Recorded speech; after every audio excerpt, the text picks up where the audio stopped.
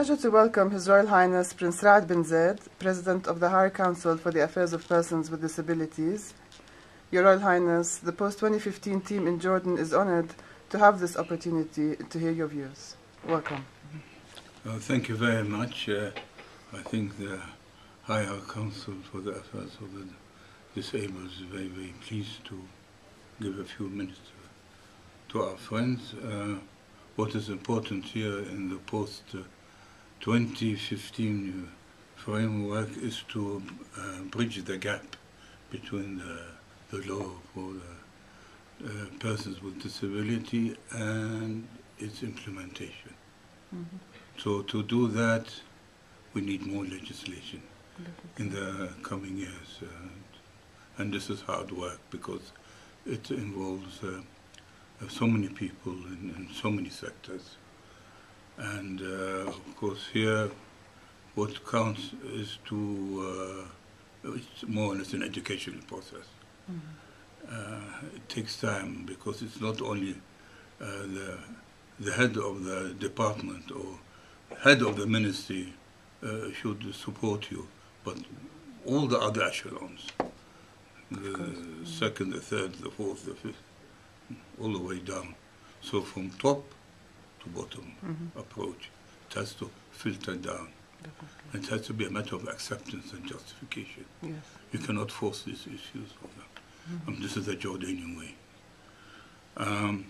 Of course, another important thing here is to prioritize and enforce and implement all the articles of the United Nations, the International Convention for the Rights of the Disabled, which are many, about 50.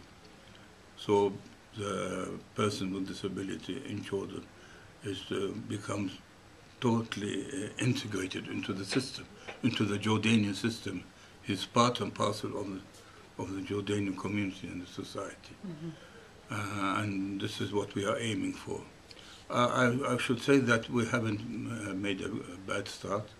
Having started in 2007, we started in earnest, thanks to the support of His Majesty, and thanks to his support for the initiative in setting up a national strategy for the rights of the disabled, out of which came the law, the new law 31, in the year 2007, which helped us to restructure ourselves.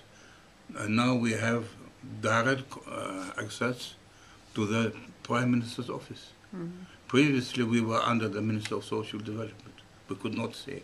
It all depended on the minister, he or she. If she likes us, then she would support our points of view. If she didn't, then we couldn't get anywhere. But now with the new law, we have direct access. Eureka! It's freedom for us. Freedom for persons with disability over 40 years. And thanks to His Majesty, we are almost semi-autonomous set up here. Your Highness, in your view, what are the three key issues that the post-2015 framework should address from a national perspective? I mean, you mentioned some already, but...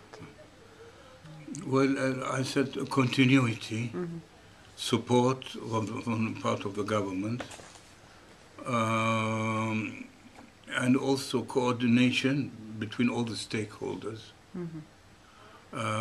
Minister of Social Development, Minister of Education, Minister of Labor,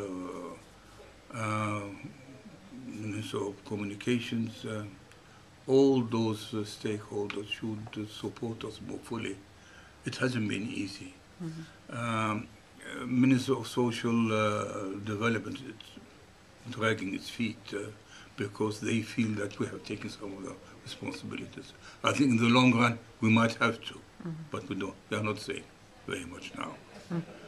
Now I think we are more responsible for monitoring, for supervision, and for formation of ideas and policies. We are holding ourselves. Yes. But I think we haven't done too badly. For sure. With regards to inequalities, what are the most alarming inequalities facing persons with disabilities? I mean, children, adolescents, adults, both women and men. Just a brief description and like whether the challenges are occurring. Well, I mean, I cannot deny the inequalities and discrimination, cases of discrimination, a great number. But we have made inroads in the last 4 years, 5 years. We have lessened the impact of the inequalities. But as I was saying before, this is an education process. Of course. In Amman, maybe generally, things are a bit better, right across the board, whether it's with children, with gender, with adults. People have a different look, a different attitude to people with disabilities. People on wheelchairs, you can see them everywhere, out in the street, shopping, in and out. They are not hiding away, they are not shying away. This is really a great joy for us. And of course, we are trying to make inroads in other areas, employment. It hasn't been very easy. It's pretty difficult to get people and to find jobs, although it's in the law 4% of any firm that can employ more than 50, 4% of those should be persons with disabilities. But you have law on one side, but to actually to apply the practices is not easy. So I have to go around and visit people and try to convince them. For the Jordanians, you have to convince them. You can't raise the book by itself. It's not enough. Convince them. It takes time, and you have to be. You have to lobby, and you have to justify your cause. And I think Jordanians at the end of the day would come around, would support to what we are saying, but you have to do it gently and nicely. But no, we haven't done too badly, and, especially with young girls and boys going to schools and in the integration into schools. The percentages are not very high, but it's a beginning. It's a good beginning, because to have them integrated into schools is a very difficult situation, because you have to think of so many factors. Of course. Not only the persons with disability themselves, the young students, is you have to think of the schools, the students in the schools, how they would receive them, the president of each school, what is his or her outlook, and the people working there, and the facilities in the school that can cater for people with disabilities, and the distances. Or if it's too far, then they would not be able to do so. All the complications. You might have an ideal school, but the residence is too far, so they would not accept it. So we have to look for other options and alternatives. Yes. But we are managing, and we're having a hard time with the Ministry of Social or Ministry of Education. They like staff specialized in disability issues. I have to say that. They are trying very hard to find people with qualifications. But some of them, the good ones, are leaving us, going to the Gulf. So we are in bad need. We need specializations. Now people are asking for education at all levels. Yes. Because we have opened now the areas for sciences, computers, and all that. So we need people with qualifications to help them along to find jobs. And this is one of the main. So we haven't done too badly. In higher educations, I think we have done quite well. Over 60% of the people who have applied for university admission have been admitted and are doing well. Excellent. We have over 150, maybe 200 this year in the universities. Actually, I got to hear that a person with a visual disability got 96% in his 2G, blind. Yes. What can you ask for more? Exactly. So, no, we are managing, I think, incrementally. Okay, Despite the challenges. Yeah, despite the challenges, we are, but if you do it incrementally, you are sure to achieve results. Of course. And, but some of our guys, they want to speed up the process. You cannot speed up the process. Of course. That was many years ago. 4 years ago, we went after them trying to explain their rights. Please, these are your rights, do something about it.